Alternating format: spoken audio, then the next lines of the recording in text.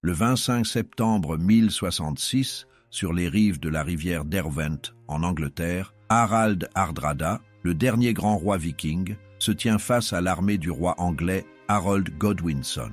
La chaleur est écrasante. Ces hommes ont laissé leur côte de mailles sur les billes, navire à 30 km de là. Ils pensaient récupérer tranquillement des otages et des tribus après leur victoire écrasante à Fulford 5 jours plus tôt. Et quand la poussière s'élève à l'horizon et qu'ils reconnaissent les bannières anglaises, Harald sait qu'il n'a que quelques minutes pour organiser sa défense. Le roi norvégien ordonne immédiatement à ses meilleurs guerriers de former le Svinfylking, cette formation en coin que les peuples germaniques appellent Schweinskopf, la tête de cochon. Un seul guerrier à la pointe, puis 2 derrière lui, puis 3, puis 4, l'effectif augmentant d'un homme à chaque rang jusqu'à former un triangle mortel qui va s'enfoncer comme une lame dans le corps de l'armée ennemie.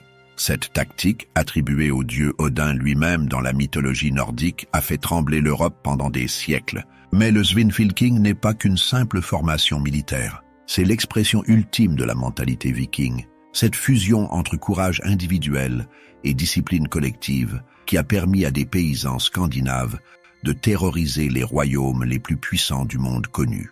Pour comprendre cette tactique dévastatrice, il faut remonter aux origines mêmes de la guerre viking et découvrir comment ces guerriers ont transformé la brutalité en science. La formation en coin n'est pas une invention viking. Les Germains l'utilisaient déjà pendant l'âge du fer, bien avant que les premiers dracars ne quittent les fjords de Scandinavie. Mais ce sont les Vikings qui l'ont perfectionné et transformé en arme de guerre psychologique autant que physique. Le sanglier occupe une place centrale dans la mythologie nordique. Freyr, le dieu de la fertilité et de la prospérité, chevauche Gullinbursti, un sanglier aux soies d'or forgé par les nains. Au Valhalla, les guerriers morts au combat festoient chaque soir de la chair de Serimnir, le sanglier magique qui ressuscite chaque matin pour être à nouveau cuisiné. Cette association entre le sanglier et la guerre n'est pas anodine. Le sanglier mâle est l'une des créatures les plus dangereuses des forêts scandinaves.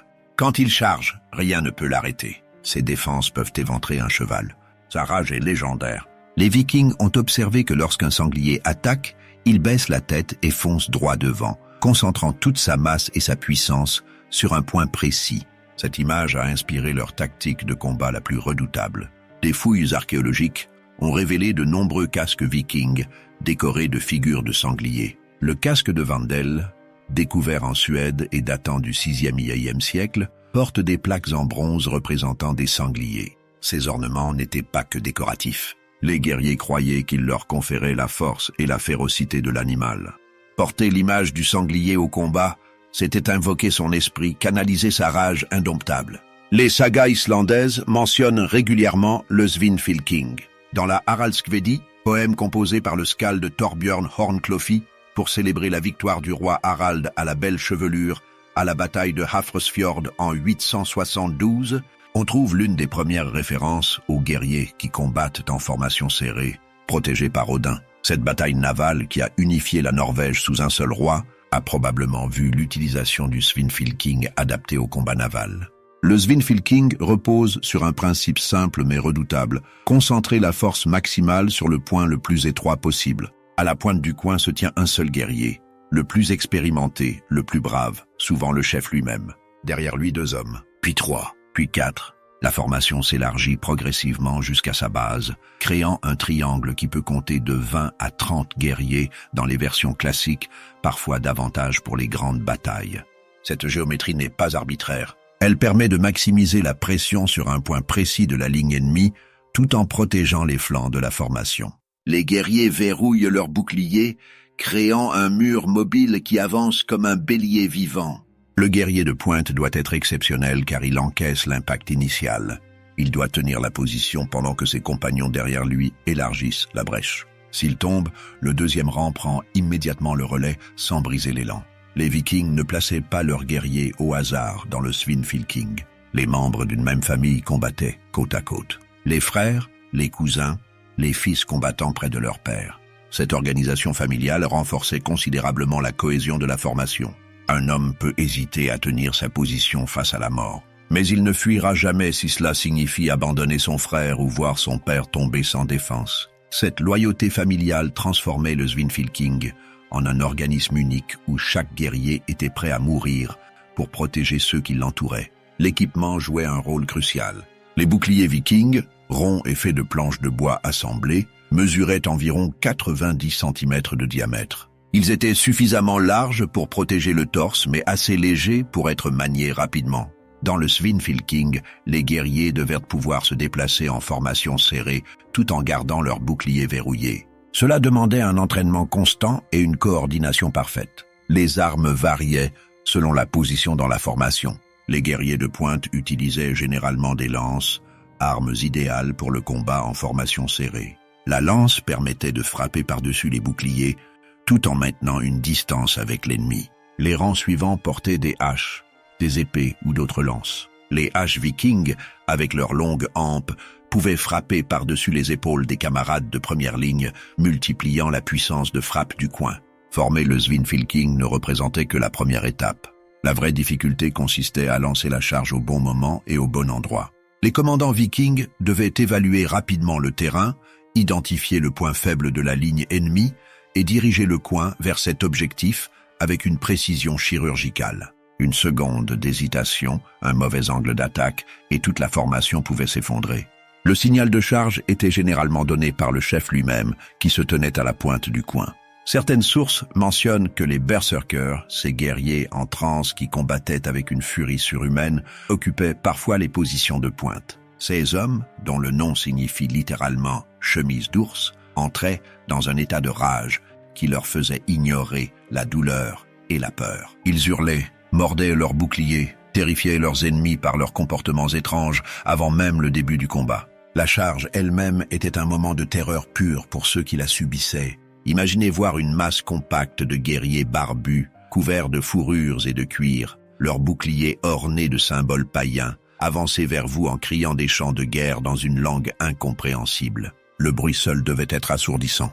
Le choc des boucliers qui s'entrechoquent, les cris de guerre, le son des bottes qui martèlent le sol. Cette guerre psychologique faisait partie intégrante de la tactique. Quand le coin frappait la ligne ennemie, l'impact était dévastateur. Le guerrier de pointe visait un point précis, souvent là où deux unités ennemies se rejoignaient, créant une faiblesse naturelle dans leur formation.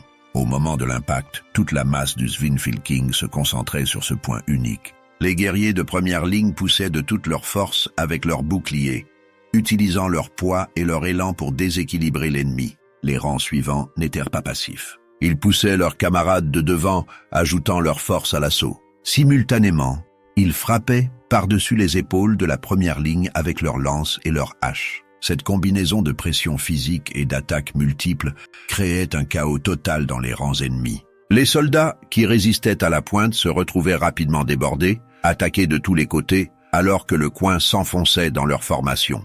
Une fois la brèche ouverte, le Svinfylking avait deux options. Soit continuer à pousser tout droit, traversant complètement la ligne ennemie et la coupant en deux. Soit s'élargir, les guerriers des flancs du coin pivotant vers l'extérieur pour rouler la ligne ennemie sur elle-même. Cette deuxième option était particulièrement dévastatrice car elle créait une panique totale. Les soldats ennemis se retrouvaient attaqués de face et de flanc, incapables de maintenir une formation cohérente. Malgré son efficacité redoutable, le Svinfylking n'était pas invincible. Chaque formation militaire a ses points faibles, et les ennemis des Vikings ont rapidement appris à les exploiter. La plus grande vulnérabilité du coin était son exposition aux attaques de flanc. En concentrant tous leurs guerriers dans un triangle étroit, les Vikings créaient une formation puissante mais rigide. Si l'ennemi parvenait à attaquer les côtés du coin, la formation pouvait s'effondrer rapidement. Un commandant habile pouvait délibérément laisser le Svinfylking s'enfoncer dans ses lignes, puis refermer le piège sur les flancs du coin. Les Anglais ont utilisé cette tactique avec succès lors de la bataille de Stamford Bridge. Après que Harald Hardrada eut lancé sa charge depuis la crête, les forces de Harold Godwinson ont reculé au centre, attirant les Vikings dans un saillant. Puis les ailes anglaises se sont repliées, encerclant partiellement la formation norvégienne et l'attaquant de tous les côtés. La seconde faiblesse majeure était l'impossibilité de maintenir le Svinfylking pendant une période prolongée. Cette formation demandait une énergie physique considérable. Les guerriers devaient pousser de toute leur force tout en frappant avec leurs armes et en maintenant leurs boucliers levés. Après quelques minutes de combat intense, l'épuisement devenait un facteur critique. Si le coin ne parvenait pas à percer rapidement les lignes ennemies, Les guerriers devaient se replier et reformer la ligne. Le terrain jouait également un rôle crucial. Le Svinfylking nécessitait un terrain relativement plat et dégagé pour être efficace. Sur un sol inégal, dans une forêt dense ou face à des obstacles naturels, la formation perdait beaucoup de son efficacité. Les guerriers ne pouvaient pas maintenir leur cohésion si le terrain les forçait à se disperser. Les commandants vikings devaient donc choisir soigneusement où et quand utiliser cette tactique. Un autre problème était que le Svinfylking fonctionnait mieux contre des formations statiques et compactes. Face à une armée plus mobile, capable de se disperser rapidement puis de se reformer, l'efficacité du coin diminuait considérablement.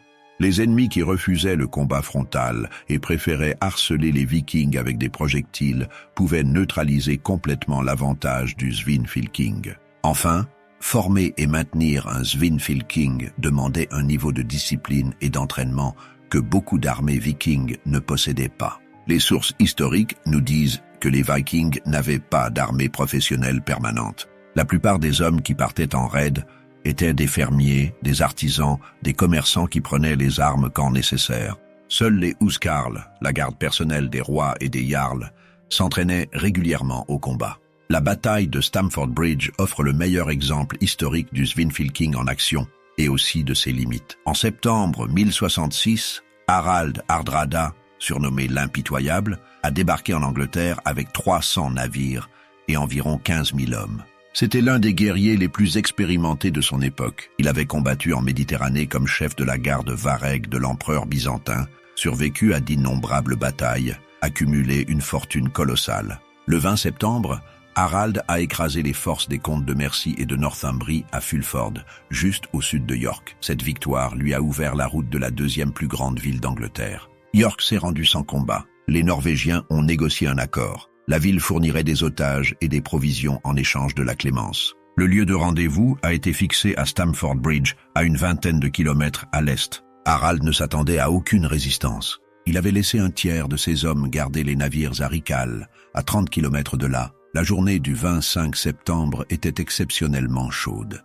Beaucoup de guerriers norvégiens avaient laissé leurs cottes de mailles dans les navires. Ils se prélassaient dans les prairies autour du pont, attendant tranquillement l'arrivée des otages. Harold Godwinson, le roi d'Angleterre, venait pourtant de réaliser une marche forcée extraordinaire. En 4 jours, il avait parcouru 320 kilomètres depuis Londres avec son armée. Cette rapidité lui a permis de surprendre complètement les Norvégiens.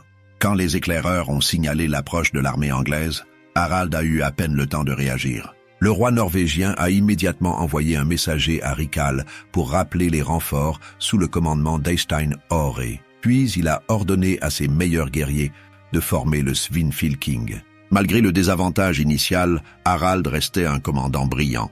Il a positionné son coin sur une crête au sud-est du pont sur la rivière Derwent, forçant les Anglais à traverser le pont puis à monter la pente pour l'attaquer. Selon la légende, un guerrier berserker solitaire a défendu le pont à lui seul, tuant une quarantaine d'Anglais avant d'être finalement tué par un soldat qui a navigué sous le pont dans un tonneau et l'a transpercé à travers les planches. Cette histoire, vraie ou non, illustre le type de courage fanatique qui caractérisait l'élite des guerriers vikings. Une fois les Anglais passés de l'autre côté du pont, la bataille s'est transformée en affrontement frontal. Les Norvégiens, bien que mal équipés et en infériorité numérique, ont formé leur Svinfylking et ont chargé les lignes anglaises. Le choc a été terrible. Les Anglais, utilisant la tactique du mur de bouclier qu'ils avaient apprise des Vikings eux-mêmes, ont tenu bon contre la charge initiale. Harald Hardrada menait personnellement ses hommes à la pointe du coin. À 60 ans, le vieux roi guerrier n'avait rien perdu de sa férocité.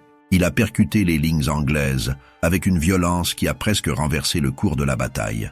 Pendant un moment, il semblait que le Svinfylking allait réussir à percer. Les Anglais reculaient au centre, aspirant les Norvégiens dans un saillant de plus en plus profond. Puis une flèche a frappé Harald à la gorge. Le roi s'est effondré, mort sur le coup. Sans leur chef, les Norvégiens ont vacillé. Tostig, le frère traître de Harold Godwinson, qui s'était allié aux Norvégiens, a tenté de rallier les hommes et de maintenir la formation. Mais l'élan était brisé. Les Anglais ont alors refermé leurs ailes sur les flancs du Svinfylking, encerclant partiellement la formation norvégienne. Esteinor et les renforts de Riccal sont arrivés à ce moment critique. Ces hommes étaient frais et entièrement armés. Leur contre-attaque, connue dans les sagas comme la Tempête d'Or, a brièvement renversé la situation. Ils ont formé un nouveau Svinfylking et ont chargé les Anglais avec une fureur désespérée. Mais ces guerriers venaient de parcourir 30 km en armure complète, sous une chaleur écrasante. Beaucoup se sont effondrés d'épuisement avant même d'atteindre les lignes ennemies. La bataille s'est transformée en massacre. Les Norvégiens, encerclés et épuisés, ont continué à se battre avec un courage suicidaire. Quand la formation s'est finalement effondrée, les survivants ont tenté de fuir vers Rikal. Les Anglais les ont poursuivis sur des kilomètres, tuant tous ceux qu'ils rattrapaient. Des 300 navires qui avaient amené les Norvégiens, seuls 24 étaient nécessaires pour ramener les survivants en Scandinavie. Au-delà de sa mécanique purement militaire, le Svinfylking fonctionnait parce qu'il exploitait des aspects profonds de la psychologie humaine. La peur constitue l'arme la plus puissante au combat. Un ennemi terrifié combat mal, hésite, commet des erreurs fatales. Les Vikings le comprenaient parfaitement et utilisaient leur réputation féroce comme arme psychologique. Le simple fait de voir un Svinfylking se former devait créer une terreur viscérale. Cette masse compacte de guerriers, souvent les meilleurs et les plus féroces de l'armée, avançant dans une formation géométrique parfaite, chantant leur chant de mort, frappant leurs boucliers en rythme. Chaque élément était calculé pour maximiser l'impact psychologique. Les berserkers qui occupaient souvent les positions de pointe ajoutaient une dimension de terreur supplémentaire. Ces guerriers se livraient à des rituels bizarres avant la bataille. Ils mordaient leurs boucliers, hurlaient comme des bêtes sauvages, s'enduisaient parfois de sang. Les chroniqueurs de l'époque les décrivaient comme possédés par des esprits démoniaques. Affronter ces hommes qui semblaient imperméables à la douleur et à la peur brisait souvent le moral de l'ennemi avant même le premier coup d'épée. La cohésion familiale du Svinfylking créait également un avantage psychologique pour les Vikings eux-mêmes. Combattre aux côtés de ses frères et de son père transformait la bataille en affaire personnelle. Chaque guerrier savait que sa performance ne l'affectait pas seulement lui, mais aussi l'honneur de toute sa famille. Cette pression sociale interne était immense. Fuir ou hésiter signifiait déshonorer son nom pour des générations. Les Vikings croyaient fermement au destin. Les Nornes, les 3 déesses du destin, tissaient la vie de chaque homme dès sa naissance. Le jour et les circonstances de la mort étaient déjà fixés. Cette croyance fataliste libérait les guerriers de la peur de mourir. Puisque leur mort était inévitable et prédéterminée, inutile de la craindre. Mieux valait chercher une belle mort au combat, qui garantirait une place au Valhalla. Cette combinaison de facteurs psychologiques rendait les guerriers du Svinfylking exceptionnellement difficiles à arrêter. Ils ne combattaient pas seulement pour la victoire ou le butin. Ils combattaient pour l'honneur, pour leur famille, pour leur place dans l'au-delà. Cette motivation profonde leur permettait de tenir bon dans des situations où d'autres auraient fui. Le Svinfylking n'était pas figé dans le temps. Comme toute tactique militaire efficace, il a évolué et s'est adapté aux circonstances changeantes. Les Vikings l'ont utilisé dans des contextes très différents, du combat naval aux batailles terrestres, des raids éclairs aux sièges prolongés. Sur mer, le Svinfylking prenait une forme différente. Les navires vikings s'organisaient en formation triangulaire, le vaisseau amiral à la pointe, flanqué de navires de guerre de chaque côté. Cette formation maritime permettait de concentrer la puissance de feu sur un point précis de la flotte ennemie.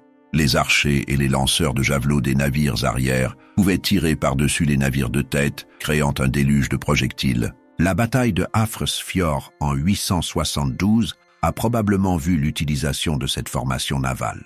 Harald à la belle chevelure a unifié la Norvège en écrasant une coalition de chefs locaux dans un affrontement naval massif. Les sources mentionnent que ces berserkers combattaient à la proue des navires, protégés par Odin lui-même, selon le poème célébrant la victoire. En contexte urbain ou dans des espaces confinés, le Svinfylking devait être modifié. Dans les rues étroites d'une ville, impossible de former un large triangle. Les Vikings utilisaient alors des versions plus compactes, parfois réduites à une simple colonne épaisse qui avançait en force brute. Le principe restait le même, concentrer la puissance sur un point étroit et percer les défenses ennemies. Les commandants vikings les plus habiles combinaient le Svinfylking avec d'autres tactiques. Ils pouvaient feinter une attaque frontale avec un coin, puis lancer le vrai assaut sur un autre point de la ligne ennemie, où ils utilisaient plusieurs petits Svinfylking simultanément, attaquant la ligne ennemie en plusieurs endroits pour la fragmenter. L'influence du Svinfylking s'est étendue bien au-delà de l'ère viking. La garde varègue de l'Empire byzantin, composée principalement de guerriers scandinaves, a continué à utiliser ces tactiques jusqu'au XIe siècle. Les chroniqueurs byzantins mentionnent l'efficacité terrifiante de ces géants du Nord qui attaquaient en formation serrée avec leurs immenses haches danoises. Même après la fin de l'ère viking, le principe de la formation en coin a persisté dans la doctrine militaire européenne. Les chevaliers médiévaux l'ont adapté pour leurs charges de cavalerie. La Blitzkrieg allemande de la Seconde Guerre mondiale reprend ce concept d'attaque concentrée sur un point faible pour percer les lignes ennemies et semer le chaos dans les arrières. L'ère viking s'est terminée non pas avec un grand cataclysme, mais par une érosion progressive. Plusieurs facteurs ont contribué au déclin des tactiques vikings, y compris le Svinfylking. La christianisation de la Scandinavie a changé la culture guerrière. Les valeurs chrétiennes, avec leur emphase sur la pitié et la retenue, entraient en conflit direct avec l'éthique guerrière païenne qui valorisait la férocité et la mort glorieuse au combat. La professionnalisation des armées européennes a également joué un rôle. Les royaumes qui avaient souffert des raids vikings pendant des siècles ont appris à se défendre. Ils ont construit des fortifications plus solides, organisé des milices mieux entraînées, développé des tactiques spécifiquement conçues pour contrer les formations vikings. Le mur de bouclier saxon, par exemple, était une réponse directe au Svinfylking. L'évolution de la technologie militaire a rendu les anciennes tactiques moins efficaces. L'amélioration des arcs et des arbalètes permettait de harceler les formations serrées à distance. Les armures plus lourdes et plus sophistiquées réduisaient l'efficacité des armes vikings traditionnelles. Le développement de la cavalerie lourde donnait aux armées européennes une mobilité et une puissance de choc qui pouvaient neutraliser le Svinfylking. La bataille de Stamford Bridge elle-même marque symboliquement la fin de l'ère viking. Harald Hardrada était le dernier des grands chefs vikings de l'ancienne école.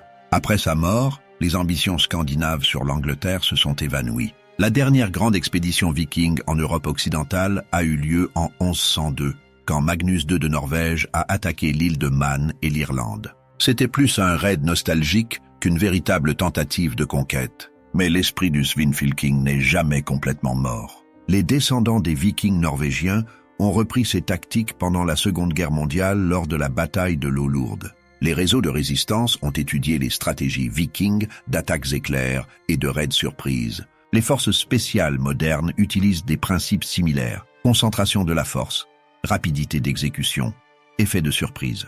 Le Svinfylking représente quelque chose de plus profond que simplement une tactique militaire. Il incarne une philosophie de vie. Face à l'adversité, face à des forces supérieures, ne pas se disperser mais concentrer toute son énergie sur un point unique. Frapper vite, frapper fort et ne jamais reculer. Cette mentalité a permis à une poignée de fermiers scandinaves de terroriser l'Europe pendant 3 siècles. Les sagas islandaises, composées plusieurs siècles après les événements qu'elles décrivent, ont transformé le Svinfylking en légende. Ces récits mélangent histoire et mythologie, créant une image romantisée de la guerre viking qui influence encore notre perception aujourd'hui. Dans la saga de Harald Hardrada, le roi compose un poème alors qu'il meurt à Stamford Bridge. Nous ne nous agenouillons jamais dans la bataille, devant la tempête des armes, et ne nous abritons derrière nos boucliers. Ces mots, vrais ou inventés, capturent l'essence de l'éthique guerrière viking. Les sagas attribuent l'invention du Svinfylking à Odin lui-même. Le dieu de la guerre aurait enseigné cette formation à ses guerriers choisis. Cette origine divine donnait à la tactique un poids sacré. Former le Svinfylking n'était pas qu'une décision tactique, mais un acte religieux, une invocation du pouvoir d'Odin. Les guerriers qui combattaient dans le coin croyaient qu'ils bénéficiaient de la protection divine. Certaines sagas décrivent des Svinfylkingar gigantesques, avec des centaines de guerriers organisés en triangles massifs. Ces descriptions sont probablement exagérées. La réalité plus prosaïque suggère que la plupart des formations comptaient entre 20 et 50 hommes. Mais l'exagération servait un but. Elle amplifiait la gloire des héros et transformait les batailles historiques en épopées mythiques. Les guerriers sangliers, ou Svinfylkingar, sont parfois mentionnés comme une catégorie distincte de guerriers, similaires aux berserkers et aux Ulfednar. Ces derniers étaient les guerriers loups, qui combattaient en meute avec une tactique de guérilla. Les sources historiques ne confirment pas vraiment l'existence d'une confrérie distincte de guerriers sangliers. Le terme Svinfylkingar se réfère probablement simplement aux guerriers qui combattaient dans la formation en coin. Mais l'association entre le sanglier et les guerriers d'élite était réelle. Le culte de Freyr, qui chevauchait Gullinbursti, était populaire parmi les guerriers. Certains groupes auraient pu se considérer comme dévoués particulièrement à ce dieu et adopter le sanglier comme symbole. Les casques ornés de figures de sanglier, trouvés dans les tombes de guerriers, suggèrent que cet animal avait une signification spirituelle profonde. Au Valhalla, les Einherjar, les guerriers morts au combat choisis par Odin, s'entraînent chaque jour à combattre. Ils forment des Svinfylkingar, chargent, se battent, meurent, puis ressuscitent le soir pour festoyer de la chair du sanglier Serimnir. Ce cycle éternel de combats et de festins représentait le paradis ultime pour un guerrier viking. Le Svinfylking était donc lié non seulement à la vie, mais aussi à l'au-delà. Former un Svinfylking efficace demandait un entraînement intensif que la plupart des guerriers vikings n'avaient pas. Les sources historiques confirment que les vikings ne possédaient pas d'armée professionnelle permanente. La majorité des hommes qui partaient en raid étaient des fermiers, des artisans, des commerçants. Ils prenaient les armes quand nécessaire, puis retournaient à leurs occupations habituelles. Seuls les huskarls, la garde personnelle des rois et des grands seigneurs, s'entraînaient régulièrement au combat. Ces guerriers professionnels formaient le noyau dur de toute armée viking. Ils maîtrisaient les techniques complexes nécessaires pour maintenir le Svinfylking sous la pression du combat. Ce sont eux qui occupaient généralement les positions clés dans la formation, particulièrement la pointe et les flancs. L'entraînement au combat viking incluait la glima, la lutte traditionnelle islandaise dont les origines remontent à l'époque viking. Cette pratique enseignait l'équilibre, la force et la capacité à rester debout, même quand on est poussé ou frappé. Dans le chaos d'un Svinfylking, où les guerriers étaient constamment bousculés par leurs camarades derrière eux et les ennemis devant eux, ces compétences étaient vitales. Les jeunes guerriers apprenaient en observant et en combattant aux côtés des vétérans. Un fils combattait près de son père, apprenant par l'exemple comment tenir sa position, quand frapper, comment coordonner ses mouvements avec ses camarades. Cette transmission orale et pratique du savoir militaire était la norme dans les sociétés prémodernes. Pas de manuel tactique, pas d'académie militaire, juste l'expérience brute acquise au fil des batailles. La discipline nécessaire pour maintenir le Svinfylking allait à l'encontre de l'image populaire du guerrier viking comme un barbare sauvage et désordonné. Oui, les vikings pouvaient être féroces et brutaux, mais sur le champ de bataille, ils devaient de suivre les ordres, maintenir leur position, coordonner leurs actions avec leurs camarades. Cette discipline n'était pas imposée par des officiers stricts, mais par les liens de loyauté familiale et tribale. Le code d'honneur viking renforçait cette discipline. Fuir au combat était la plus grande honte imaginable. Un homme qui abandonnait ses camarades devenait un paria, rejeté par sa famille et sa communauté. Cette pression sociale était probablement plus efficace que n'importe quelle punition militaire formelle pour maintenir l'ordre dans les rangs. Les sagas glorifient les guerriers qui tenaient leur position contre toute attente. Ragnar Lodbrok, Bjorn sans tôte de fer, Ivar le désossé, ces noms légendaires sont ceux d'hommes qui n'ont jamais reculé, qui ont affronté la mort avec un sourire. Réels ou mythiques, ils incarnaient l'idéal guerrier viking et servaient de modèle aux générations suivantes. Le Svinfylking ne peut être compris isolément. Il s'inscrivait dans un système de guerre viking plus complexe qui combinait mobilité, surprise et violence sélective. Les tactiques vikings reposaient d'abord sur leur supériorité navale. Les Drakkar, avec leurs faibles tirants d'eau, pouvaient naviguer sur des rivières peu profondes, surprenant des cibles loin à l'intérieur des terres. La stratégie du Strandhugg illustre cette approche. Ce terme signifie « coup de main sur la plage » et désignait les raids éclairs qui ont fait la réputation des Vikings. Une flotte arrive à l'aube, débarque rapidement, frappe une cible vulnérable, souvent un monastère, vole tout ce qui a de la valeur, met le feu au bâtiment pour semer la terreur, puis repart avant que les forces de défense locales puissent se mobiliser. Ces raids suivaient un modèle précis. Les Vikings disposaient de réseaux d'espionnage sophistiqués grâce à leurs comptoirs commerciaux établis dans toute l'Europe. Ils connaissaient les dates des fêtes religieuses, les points faibles des défenses, les richesses à piller. Cette préparation minutieuse garantissait le succès de raids qui semblaient spontanés, mais étaient en réalité soigneusement planifiés. Le Svinfylking entrait en jeu quand la surprise échouait, quand les Vikings devaient affronter une force organisée en bataille rangée. Mais même alors, la tactique s'inscrivait dans une stratégie plus large. L'objectif n'était pas de détruire complètement l'armée ennemie, mais de briser sa cohésion assez rapidement pour permettre le pillage ou la retraite. Les Vikings évitaient généralement les batailles prolongées. Leurs effectifs étaient trop limités pour supporter des pertes importantes. Le Svinfylking permettait de décider rapidement du résultat d'un affrontement.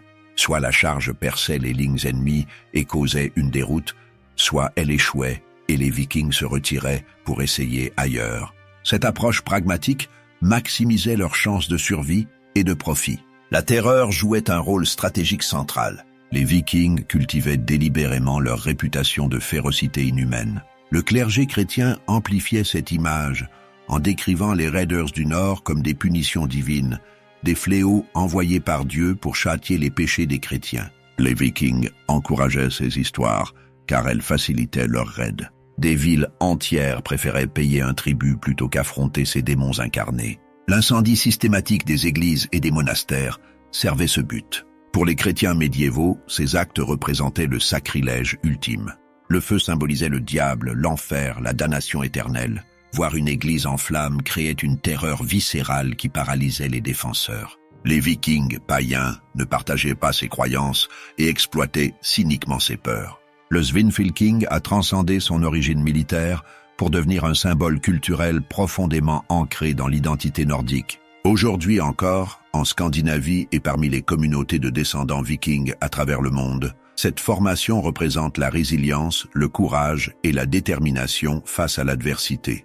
Les nationalistes romantiques du 19e millénième siècle ont redécouvert et glorifié l'héritage viking.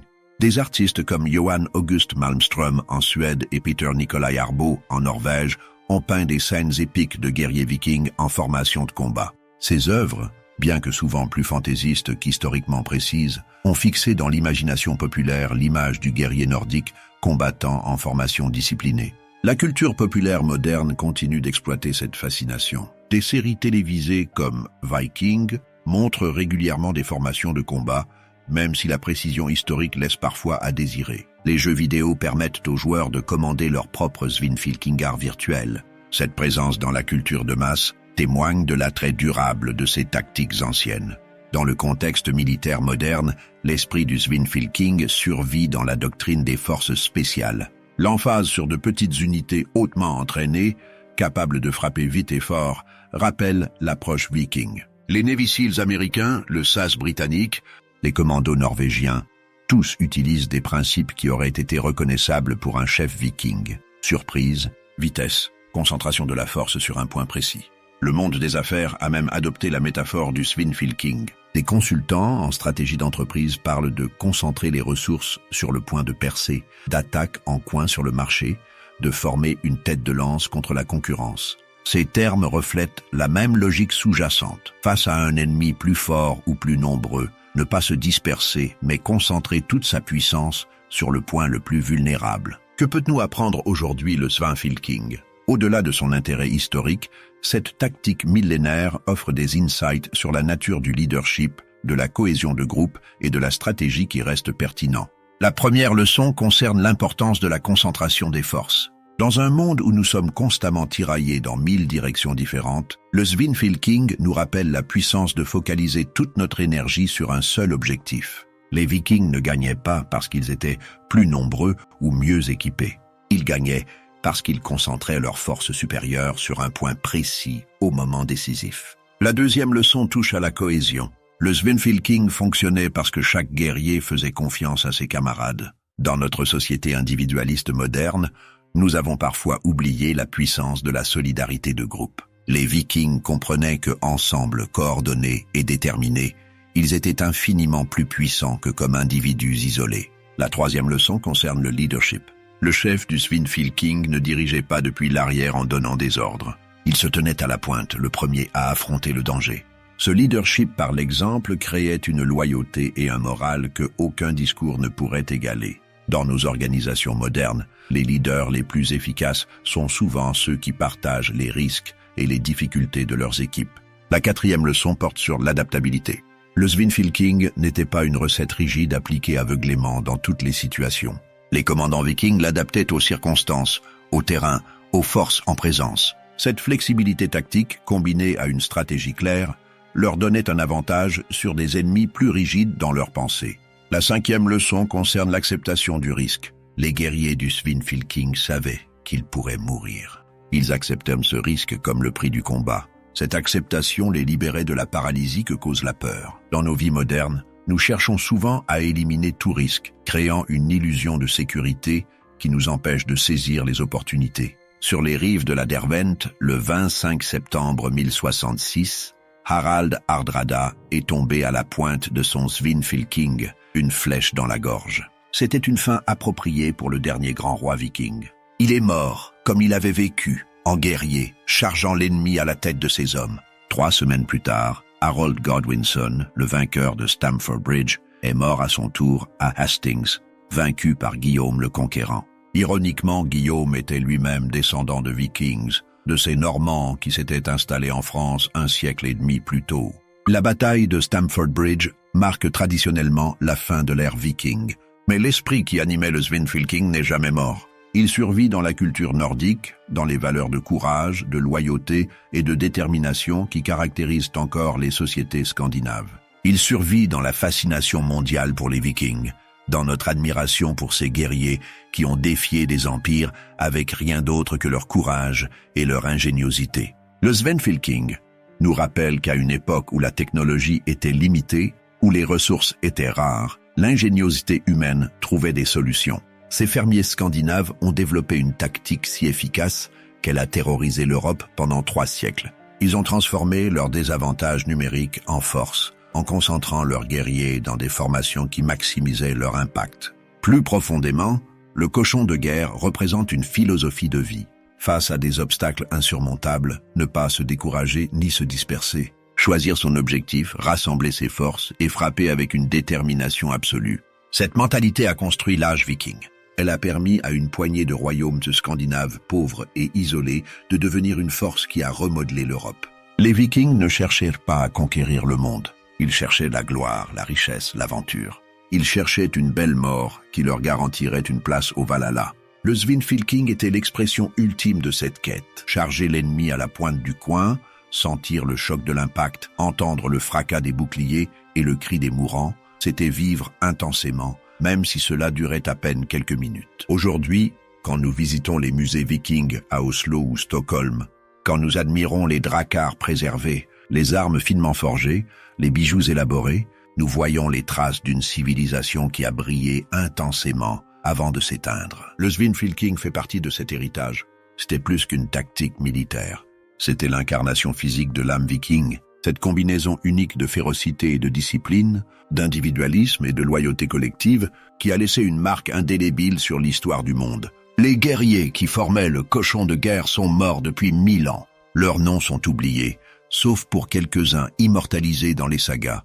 Mais leur esprit perdure. Chaque fois que quelqu'un refuse d'abandonner face à l'adversité, chaque fois qu'un groupe s'unit avec une détermination commune pour surmonter un obstacle impossible, chaque fois qu'un leader mène par l'exemple plutôt que par les ordres, l'écho du Svinfylking résonne à travers les siècles. Harald Hardrada savait, quand il a formé son dernier Svinfylking sur cette crête au-dessus du pont, qu'il allait probablement mourir. Ses hommes étaient en infériorité numérique, mal équipés, surpris. Mais il a chargé quand même, parce que c'est ce que faisait un roi viking. C'est ce qu'exigeait l'honneur, c'est ce qui garantirait sa place dans la mémoire. Et 1000 ans plus tard, nous racontons encore son histoire. Le cochon de guerre nous enseigne qu'il vaut mieux mourir debout que vivre à genoux, qu'il vaut mieux concentrer toute sa force sur une seule charge déterminée, plutôt que de se disperser dans 100 efforts timides. Que la vraie puissance ne vient pas du nombre mais de l'unité, de la discipline, du courage collectif. Ces leçons, forgées dans le sang et le fer sur les champs de bataille de l'Europe médiévale, restent aussi pertinentes aujourd'hui qu'il y a 1000 ans.